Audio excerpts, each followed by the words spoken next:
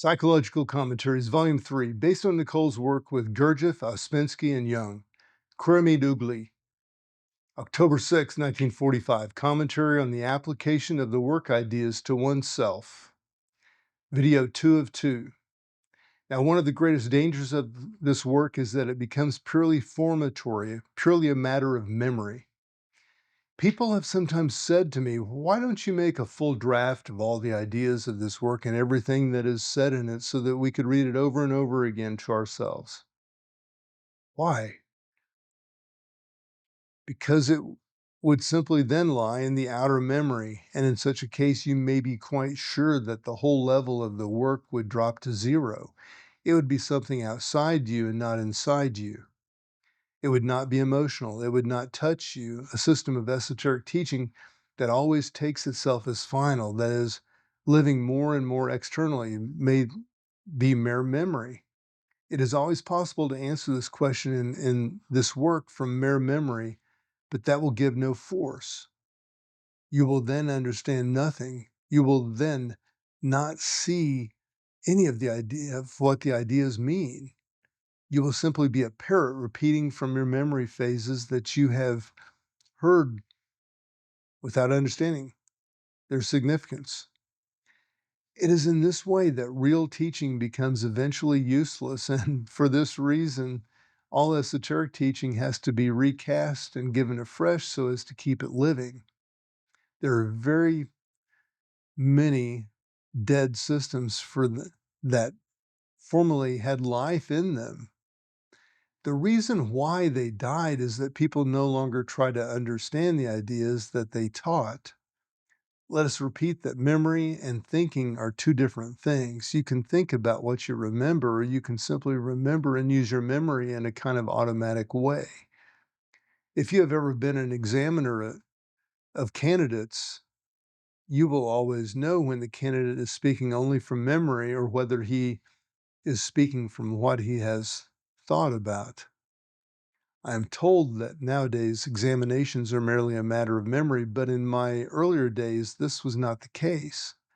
In examining candidates, one might see that they had a good memory of the subject, chapter, and page, but they had never thought about the meaning of what they remembered. And often one would find that a person who did not show a very good memory for the data of the subject showed individual thinking about it. And this was regarded as a much higher order than mere memory. Let us take, for example, the ray of creation, which may be in a person's memory. I am here answering a question that was recently asked me. The question took this form more or less. Could you explain what the ray of creation is? Now, here you have an idea which requires individual thinking. The ray of creation can become emotional in its meaning to a person who begins to think about it. It shows, for example, where we are indirectly, what we are, and who we are, and what we have to do, and where it can help you come from. But if you take the ray of creation simply as something that is to be remembered, the whole point of the great diagram is lost. What does the ray of creation show us emotionally? That is, through the emotional perception of its meaning. It shows us a terrific universe ordered in a scale from above downwards, and it shows us that we're we're at a place in this vast machinery that is very low down. It shows us that the earth, at being at a very tiny point. Now, what's the difference between merely registering all this in memory and thinking about its significance? There is all the difference. If you think individually about the ray of creation and put on yourself the earth as in your mind, it will become emotional. It will then give you emotions you do not have ordinarily. For what reason? For the reason that it lessens our barbarian or egotism and self-sufficiently. It hits our prestige at our self-esteem. From the standpoint of the ray of creation, emotionally perceived, we are practically nothing, practically of no importance whatsoever, and yet given a chance. The work says that we are so small in the totality of the universe that if the existence of the human race ceased, we should scarcely be missed. And yet we are given a chance, as the side octave shows. Now, there is memory and knowing based on memory. That is simply knowing what you remember, which is not really knowing, but merely remembering. And this comes from this distinction between knowing and acknowledging. You may remember a great many things about yourself, and you say that then that you know yourself. Do you acknowledge that you know from that memory? Now, there are many kinds of memory. All the memory that is acquired through the work through self observation is stored up in different places and centers because it has an emotional quality connected with the memory you have gained through self observation. Emotion changes us. Self emotions keep us as we are. Superficial memory will never change you because it is, in a sense, external to you.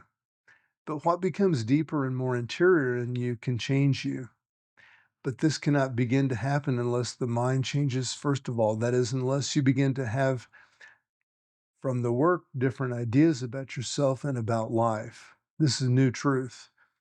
This new kind of thinking gradually becomes emotional and affects being. It begins to awaken the emotional center, which is the supreme object of the work, not the emotional center that you have at present, which is filled with self feelings, but a different emotional center.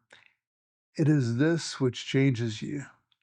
But if the memory of the work remains a purely formal memory, a notebook memory, nothing of this kind can happen.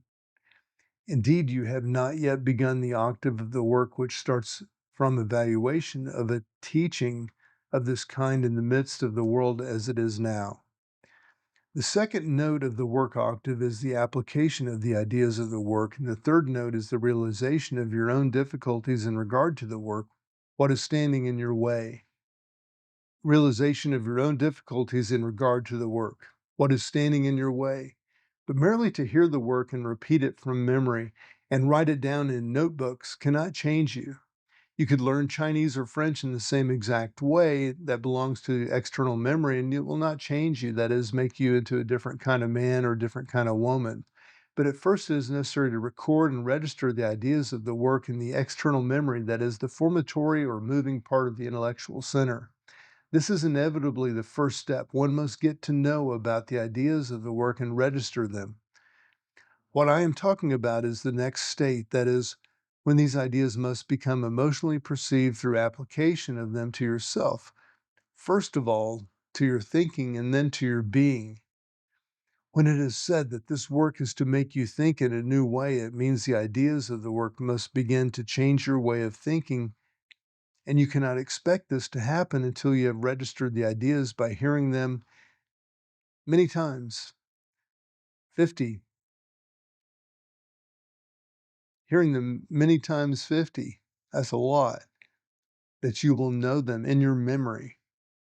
The next stage is that you must apply these ideas to yourself through self observation. Self observation connects the ideas of the work to yourself.